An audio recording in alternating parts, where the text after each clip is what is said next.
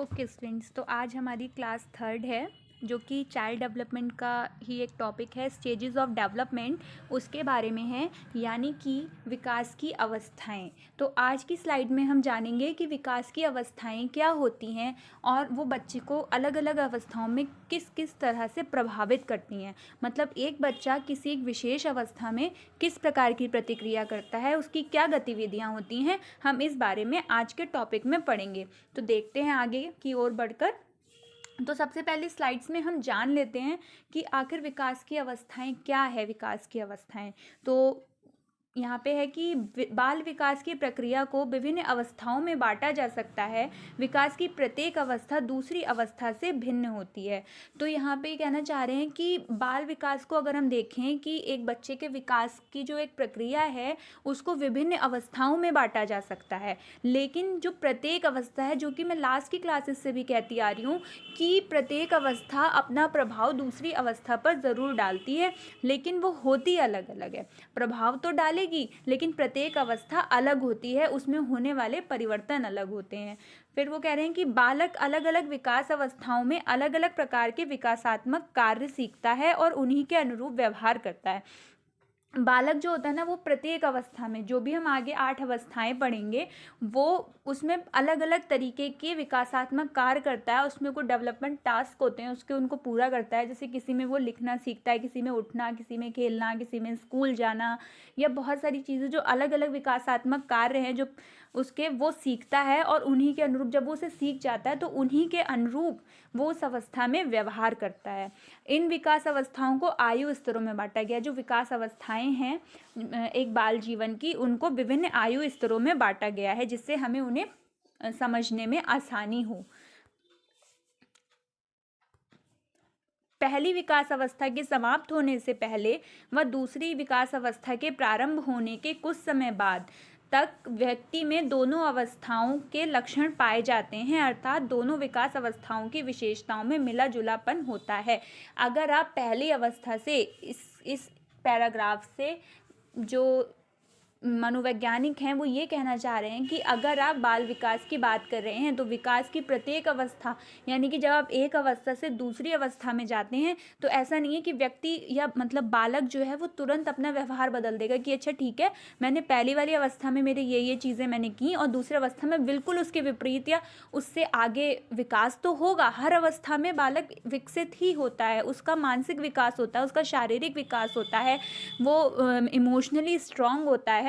लेकिन इसका मतलब ये नहीं है कि पहली अवस्था जो है उससे पहले वाली, उसका कोई प्रभाव नहीं रह जाता। जब वो दूसरी अवस्था में जाता है, जब दूसरी अवस्था प्रारंभ होती है तो कुछ समय बाद तक व्यक्ति में दोनों विकास अवस्थाओं के लक्षण पाए जाते हैं, अर्थात जो विकास अवस्थाएं हैं उनकी विशेषताओं में मिला जुलापन होता है।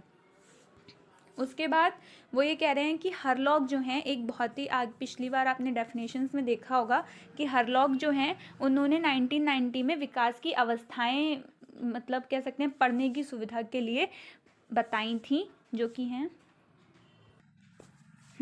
तो विकास की जो अवस्थाएं हैं वो देख लीजिए आपके सामने कि 8 अवस्थाएं हैं विकास की। जो सबसे पहली अवस्था है वो है गर्भकालीन अवस्था, जो कि उसका आप देख रहे होंगे कि मैंने बताया था आपको कि आयु के स्तरों में बांटा गया है अवस्थाओं को। तो वहीं यहाँ पे कि हर विकास अवस्था के सामने मैंने यहाँ पे अनुमानित आयु स्तर भी लिख दिया है, जो हरलॉक के द्वारा डिफाइन किया गया है, बताया गया है। तो हम उसी के अनुसार आगे की विकास अवस्थाओं का अध्ययन करेंगे। तो जो सबसे पहली विकास की अवस्था है, जो सबसे पहली इनिशियल स्टेज होती है, वो है गर्भकालीन अवस्था। इसमें वो टाइम पीरियड हम कैलकुलेट करेंगे, उस टाइम पीरियड के अंदर के बच्चे के विकास की अवधि का आकलन किया जाता है जो कि गर्भधारण से जन्म तक होता है। यानी कि जब एक बच्चा अपनी माँ के गर्भ में आता है उसके बाद से उसके जन्म तक जो उसकी परिवर्तन होते हैं, चाहे वो शारीरिक परिवर्तन हो या जो भी परिवर्तन होते हैं, उन सभी का अध्ययन हम इस अवस्था में करते हैं। उसके बाद आता है शैशवावस्था, जो कि जन्म से 14 दिनों की अवस्था होती है। फिर बचपन अवस्था, जो 2 सप्ताह के बालक से लेकर के 2 वर्ष तक की होती है। उसके बाद पूर्व बाल्यावस्था, जो 3 वर्ष से 6 वर्ष तक के बालक की होती है। उसके बाद उत्तर बाल्यावस्था, जो 6 वर्ष से 14 वर्ष तक। फिर पूर्व किशोरावस्था 11 से 17 वर्ष तक। फिर किशोरावस्था 17 से 21 वर्ष तक, और प्रौढ़ावस्था 21 से 40 वर्ष तक। इन्हीं सब का अध्ययन हम आगे करेंगे। ये सारी 8 स्टेजेस हैं, सारी एक क्लास में तो नहीं हो पाएंगी, तो इसका हम लगभग 2 क्लासेस में इसको डिवाइड कर देंगे। और उसके बाद आज हम देखेंगे बचपन अवस्था तक, यानी कि 2 वर्ष तक बालक में क्या क्या परिवर्तन होते हैं, क्या क्या विकास होता है, वो क्या क्या गतिविधियाँ करता है, हम उसका अध्ययन करेंगे। और फिर बाल्यावस्था को 2 पार्ट्स में डिवाइड किया, जैसे आप देख रहे होंगे पूर्व और उत्तर, इन सब का अध्ययन हम कल की क्लास में करेंगे। तो ठीक है, आगे की ओर बढ़ते हैं। जो सबसे पहली अवस्था है वो है गर्भकालीन अवस्था, जिसे कि प्रीनेटल पीरियड या कॉन्सेप्शन टू बर्थ भी कहा जाता है। आप दोनों याद रखिएगा उसको। तो यह गर्भधारण से जन्म तक की अवस्था है। अन्य अवस्थाओं की अपेक्षा इस अवस्था में विकास की गति तीव्र होती है। विकास की गति तीव्र होती है कि आप खुद सोचिए, एक गर्भ के अंदर पूरा बच्चा बन जाता है, लेकिन उसके बाद क्या होता है, उसके आकार में वृद्धि होगी, वजन में होगी, लेकिन बनेगा नहीं। आप सोचो कि बाहर आके कोई अंग बना, नहीं, सब कुछ अंदर से बन के आता है। तो विकास की गति कितनी तीव्र है कि 9 महीने में ही सब कुछ बन जाता है। तो आप सोचो कि बाहर 2-3 साल, 5 साल, 10 साल में कहीं वजन बढ़ रहा है, कहीं हाइट बढ़ रही है, तो ये सारी चीज़ें। तो यही बात यहाँ पे की गई है कि गर्भधारण से समय तक की अवस्था है और अन्य अवस्थाओं की अपेक्षा में इसमें विकास की गति बहुत तीव्र होती है। लेकिन अब विकास की जो अवस्था है, यानी कि गर्भावस्था जो है पहली अवस्था, इसमें 9 महीने का टाइम होता है, 280 दिन माना जाता है। ठीक है, 9 महीने 10 दिन। तो इस अवस्था के को अच्छे से अध्ययन कर पाओ आप, इसके लिए इसको 3 उपावस्थाओं में बांट दिया गया है, जो कि है बीजावस्था, भ्रूण अवस्था और गर्भस्थ शिशु अवस्था। इसको भी हम आगे देखेंगे। तो सबसे पहले आती है बीजावस्था, जर्मिनल पीरियड जिसे बोलते हैं। यह गर्भधारण से 2 सप्ताह तक की अवस्था है। अगर आप लोग चाहें तो इसको आप नोट भी कर सकते हैं। ये मैंने बिल्कुल बुक से, आपको पूरी बुक कोई भी पढ़ने की ज़रूरत नहीं है, आप केवल इन नोट्स का यूज़ करके भी बहुत अच्छी आंसर राइटिंग कर सकते हैं एग्जाम में, तो आप इसको नोट कर सकते हैं। तो वही चीज़ें देखिए, बीजावस्था जो है यह गर्भधारण से 2 सप्ताह तक की अवस्था है। जब एक माँ का गर्भधारण होता है उसके बाद से 2 सप्ताह तक जो बालक में चेंजेस होते हैं वो बीजावस्था के अंतर्गत होते हैं। तो इसमें क्या क्या होता है, इसमें जो शिशु का आकार है वो एक एग शेप्ड होता है, उसका कोई वैसा आकार नहीं होता। आप सोचो कि कुछ भी निर्माण नहीं होता, केवल एक एग शेप्ड होता है वो। और उसके बाद क्या होता है, धीरे धीरे उसमें सेल डिवीज़न होना शुरू होता है 2 सप्ताह के अंदर ही, लेकिन बाहर से उसमें कोई परिवर्तन नहीं होता। ठीक है, उसे फिर क्या है, 10 दिनों तक, 2 सप्ताह में जो भी दिन होते हैं, लेकिन उनमें से 10 दिनों तक उसे माँ से किसी भी प्रकार का आहार प्राप्त नहीं होता। वो उसके अंदर, यूट्रस के अंदर ऐसे ही घूमता रहता है, जो भी एक पदार्थ होता है इसका, उतना हमें ज़्यादा डीप में नहीं जाना है। तो 10 दिन के बाद क्या होता है, जब उसके अंदर सेल डिवीज़न हो जाता है, उसके बाद वो माँ के गर्भ से जाके चिपक जाता है और उससे माँ से आहार प्राप्त करने लगता है। ओके, फिर उसके बाद क्या होता है, भ्रूणावस्था आती है, जो कि 2 सप्ताह से 8 सप्ताह तक की अवस्था है। अब 2 सप्ताह तक क्या है, 3 चीज़ें होती हैं कि अगर आपको याद रखना है कि वो 2 सप्ताह तक का है बीजावस्था, उसके बाद उसमें जो शेप होती है वो एग शेप्ड होती है, एंड देन उसमें सेल डिवीज़न होता है, और 10 दिन तक उसे कोई आहार प्राप्त नहीं होता, और 10 दिन के बाद उसे माँ से आहार प्राप्त होना शुरू होता है। लेकिन उसके बाद अगर हम भ्रूणावस्था की बात करते हैं तो इसमें 2 सप्ताह से 8 सप्ताह तक की ये अवस्था है। इसमें क्या होता है, ये बहुत ही इम्पॉर्टेंट अवस्था है। कहते हैं ना कि 8 सप्ताह कहने का मतलब हो गया 2 महीने। ठीक है, तो 2 महीने में कहते हैं ना कि माँ को बहुत ज़्यादा देखभाल करने की ज़रूरत होती है, उसको बहुत सतर्कता बरतनी होती। क्यों बरतनी होती है, उसके पीछे एक रीज़न है।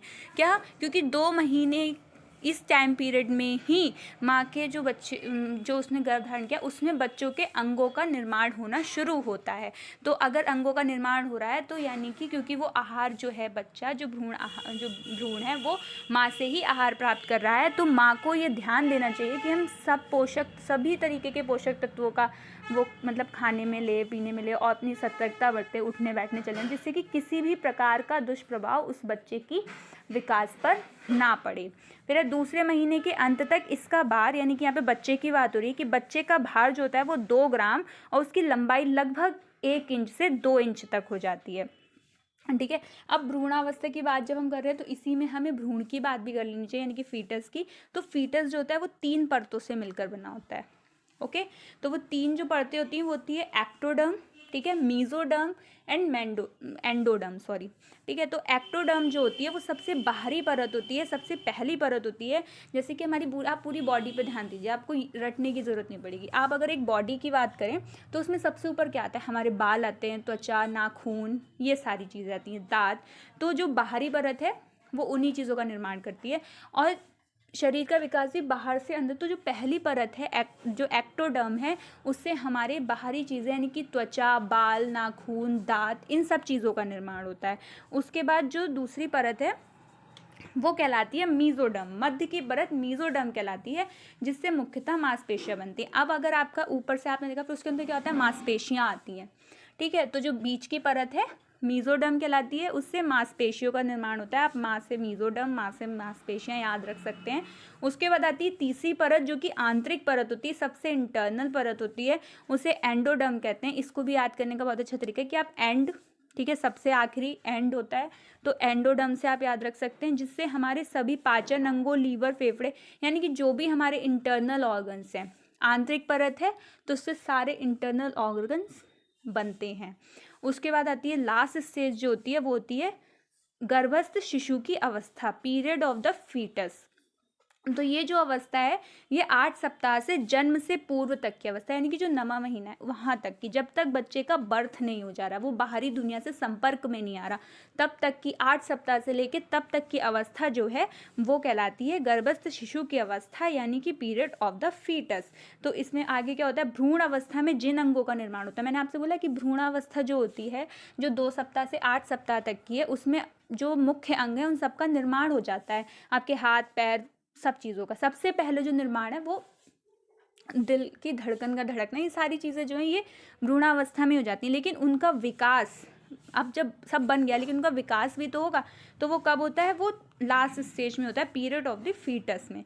तो वही बोल रहे हैं कि भ्रूण अवस्था में जिन अंगों का निर्माण होता है उन्हीं अंगों का विकास इस अवस्था में होता है। उसके बाद ये कह रहे हैं कि इस अवस्था में, सॉरी ये थोड़ा मिसप्रिंट हो गया है, इसमें लिखा है इस अवस्था में गर्भस्थ शिशु के सभी प्रमुख अंग जैसे हृदय, फेफड़े आदि कार्य करने लगते हैं।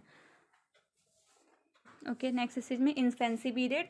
ये अगर आप प्राइमरी लेवल के एग्ज़ाम की प्रिपरेशन कर रहे हैं तो ये बहुत ही इंपॉर्टेंट टॉपिक है, आप इस पे ये, और अगर आप जूनियर लेवल यूपी टेट में या सी टेट में आप जूनियर सेकंड पेपर भी दे रहे हैं तो आपके लिए एडोलसेंस भी मोस्ट इंपॉर्टेंट हो जाता है। तो आप वो देखें, सॉरी केवीएस वगैरह दे रहे हैं तो आपको एडोलसेंस का भी काफ़ी इंपॉर्टेंट हो जाता है। तो वही आप ये स्टेजेस बहुत ध्यान से देखिएगा।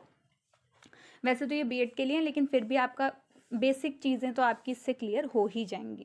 तो ये कि शैशवावस्था जो कि दूसरी अवस्था है, इसे इन्फेंसी पीरियड भी कहते हैं। ये जो अवस्था ये केवल 14 दिन की कही है हरलॉक ने। वैसे तो जो हरलॉक ने शैशवावस्था और बचपनावस्था 2 बताई हैं, लेकिन और सब लोग इसको वैसे अलग अलग डिफाइन करते हैं। तो शैशवावस्था में ही बचपनावस्था को ले लेते हैं। नॉर्मली शैशवावस्था जो है वो काउंट की जाती है,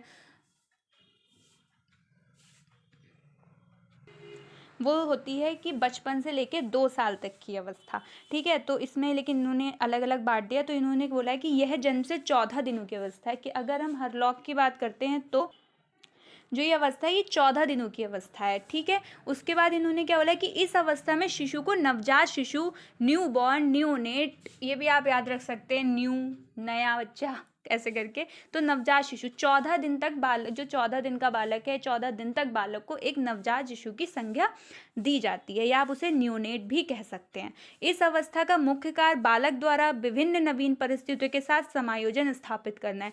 अगर हम बात करें कि बालक का क्या कार्य है इसमें, तो उसका मुख्य कार्य है कि वो बाहर, जब वो बाहर आया है तो वो इस अवस्था में बाहरी वातावरण के साथ समायोजन स्थापित करेगा। मतलब वो महसूस करेगा चीज़ों को कि बाहर क्या हो रहा है, क्योंकि सब उसके लिए नया है। आप भी कहीं नई जगह जाते हो तो आप सबसे पहले कनेक्ट करना शुरू करते हो चीज़ों से, चीज़ों को समझना शुरू करते हो। तो बच्चा भी अपने लेवल पर उन चीज़ों को समझना शुरू करता है, परिस्थितियों के साथ समायोजन स्थापित करने की कोशिश करता है।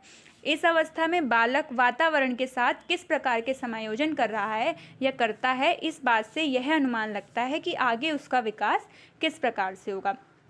अब बच्चा जो भी हरकतें कर रहा है, भले ही वो कोई सोच समझ के नहीं कर रहा है, लेकिन फिर भी वो कुछ तो कर रहा है। तो आप लोग क्या होते हैं ना, जो बड़े लोग होते हैं वो उसकी एक्टिविटीज़ से कुछ निष्कर्ष निकालने लगते हैं कि इसका विकास किस प्रकार से होगा, ये क्या करेगा। अगर बहुत सुस्त बच्चा है तो वो लोग सोच लेते हैं कि अगर मान लो वो ज़्यादा नहीं कर रहा है, नहीं रो रहा है, नहीं खा पी रहा है, नॉर्मल ऐसे सोता रह रहा है, कोई हलचल नहीं कर रहा, कोई हरकत नहीं कर रहा, तो लोग सोचते हैं अरे बहुत सुस्त है।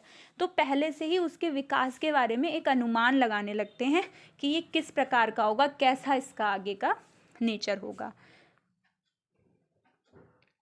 उसके बाद वातावरण से समायोजन करने के कारण इस अवस्था में बालक के वजन में कुछ कमी भी आ जाती है। अब माँ के जब वो गर्भ में था तब तो वो माँ से सारे आहार ले रहा था, माँ की जिम्मेदारी थी कि वो सारे पोषक तत्व ले और जिससे बच्चे को सब भी पोषक तत्व आराम से मिल जाएं। लेकिन अब तो बच्चा बाहरी वातावरण के साथ संपर्क स्थापित करने लगा है, तो ये बच्चे को आप जैसी भी चीज़ें दोगे उसका इफेक्ट पड़ेगा। लेकिन अब वो नए वातावरण में आया है तो वो उतना जल्दी चीज़ों को अपने अंदर एब्जॉर्व नहीं कर पाएगा, नहीं ले पाएगा, चीज़ों को समायोजन नहीं बैठा पाएगा। इस कारण जो बच्चे का वजन है उसमें कुछ कमी आने लगती है। फिर है बालक अपने भीतर विश्वास के इंद्रिय ज्ञान का विकास करता है, वो सेंसेस डेवलप करने लगता है, वो चीज़ों को छू के देख लेगा कि अरे ये गर्म है, ये ठंडा है, इसको छू। अगर मान लो कहते हैं ना कि छोटे बच्चे गर्म अगर उनके लगा दो वो एकदम से ऐसे हाथ हटा लेते हैं, तो वो सेंसेस पे काम करने लगेगा, सेंसिविटी आने लगेगी उसके अंदर। फिर है कि शिशु को जीवन की आधारभूत आवश्यकताओं की बहुत अधिक आवश्यकता होती है। उसके बाद आ जाता है बेबीहुड यानी कि बचपन अवस्था, उसे देख लेते हैं। ये 2 सप्ताह के बाद से 2 वर्ष तक की अवस्था है। ओके तो क्योंकि 14 दिन के बाद से ये बोल रहे हैं कि 14 दिन के बाद से जो अवस्था शुरू हो जाती है वो 2 वर्ष तक वो ये वाली ही अवस्था है, बेबीहुड है। इस अवस्था के प्रारंभ में बालक पूर्णतः असहाय होता है, फुल्ली मतलब डिपेंड होता है किसी के ऊपर, स्वतंत्रता से वो कोई कार्य नहीं कर सकता, उसे करना आता ही नहीं है। आप ये सोचो आपके सामने कोई 14 दिन का बच्चा है या 2 साल तक का ही बच्चा देख लो, तो वो अपनी चीज़ें खुद नहीं कर पाता, वो अपने पेरेंट्स पे डिपेंडेंट होता है कि मम्मी मुझे ये चाहिए, उसे भूख लगती है बोलता है मम्मी मुझे भूख लग रही है, खुद नहीं उठता कि चलने लगा हो गया खाना लेके आ गया, नहीं। चलने तक के लिए 2 साल का बच्चा चलने लगता है, लेकिन थोड़े टाइम तक तो उसे 2 सप्ताह से अगर हम काउंट करें तो उसे उठना भी नहीं आता होता, वो चलना तो दूर की बात है, दौड़ना कुछ भी नहीं आता होता, तो वो फुल्ली डिपेंड होता है, असहाय होता है और अपनी आवश्यकताओं के लिए दूसरों पर निर्भर होता है, सेम चीज़।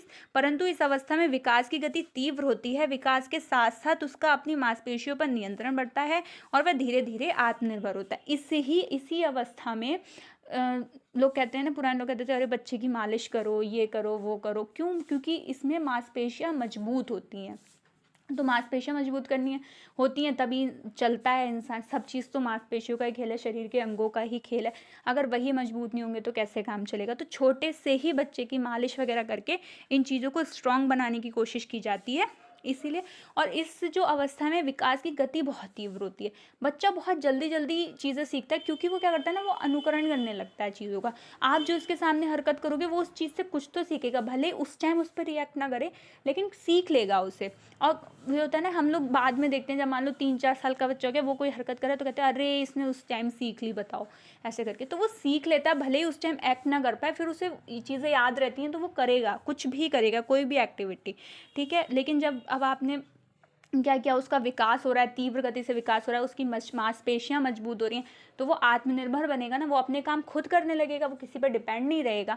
तो ऐसे ऐसे जब एज बढ़ती है तो व्यक्ति यानी कि बच्चा जो है, यहाँ पे हम एक बालक की बात करें तो बालक जो है वो इंडिपेंडेंट होने लगता है। यह अवस्था बालक के जीवन की आधारशिला के रूप में कार्य करती है, यह जानी जाती है। उसके बाद बात आ जाती है कि इस अवस्था में बालक में संवेग, बोध भाव का विकास शुरू हो जाता है, यानी कि बच्चा जो है ना वो समझने लगता है, उसका दिमाग जो है वो काम करने लगता है, वो एक्सप्रेशन देने लगता है, वो चीज़ों को समझने लगता है, भावनाओं को समझने लगता है, भावनाएं व्यक्त करने लगता है, मतलब रोने लगेगा, वो कुछ चीज़ें चेंजेस आ जाते हैं उसके अंदर, तथा अनेक क्रियाएं करना बालक इसी अवस्था में शुरू करता है। बहुत मतलब कहते हैं ना, बालक जो है ना क्रियाशील हो जाता है, गतिशील हो जाता है, ऐसे दौड़ना, चलना, उठना, बैठना, जीना। आपको पता नहीं चलेगा आपका बच्चा कहाँ चला गया। भाई हम लोग को अरे इसने क्या चलना सीख लिया, बिल्कुल पता चलेगा, जीना चढ़ना सीख जाएगा, ठीक है। बहुत ज़्यादा सारी चीज़ें उसको लगेंगी कि वो खुद कर ले, ऐसे वाली चीज़ें। फिर इसी अवस्था में विकास की अति तीव्र होने के कारण बालक नए कौशलों को अर्जित करना शुरू कर देता है। कौशल सारी चीज़ें उसके लिए एक तरीके से अच्छी चीज़ें जो वो सीख रहा है वो कौशलों की संज्ञा में आती हैं, क्योंकि बच्चा भावनाओं को समझने लगता है, संवेदनाओं को समझने लगता है, सेंसेस उसके काम करने लगते हैं, तो बच्चा जो है वो नए कौशलों को अर्जित करने लगता है। ओके, अब ये नेक्स्ट स्टेज जो है ये है बाल्यावस्था। ये हम आगे पढ़ेंगे क्योंकि ये काफ़ी बड़ी हो जाती है। इसमें 2 टॉपिक डिस्कस करने होते हैं, अंदर 2 पार्ट्स हैं कि पूर्व बाल्यावस्था एंड उत्तर बाल्यावस्था, और उसके बाद आ जाती है पूर्व किशोरावस्था, किशोरावस्था, प्रौढ़ावस्था। तो वो थोड़ा इम्पॉर्टेंट ज़्यादा भी है, इसलिए हम उसको आगे की क्लास में डिस्कस करेंगे। आज के लिए बस इतना ही, और बाकी थैंक यू सो मच कि